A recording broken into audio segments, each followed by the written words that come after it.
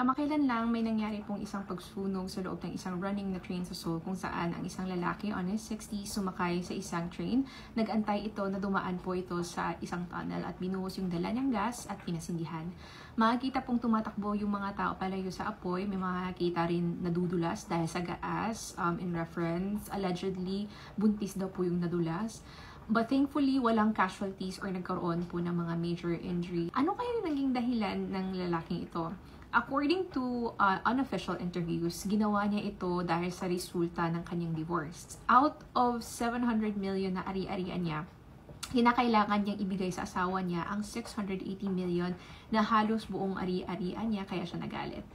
Pero nakakadagdag din sa sakit niya sa ulo niya now dahil kinakasuhan siya ng attempted murder to 160 passengers plus yung naging damage ng pinsala na ito ay nasa 330 million.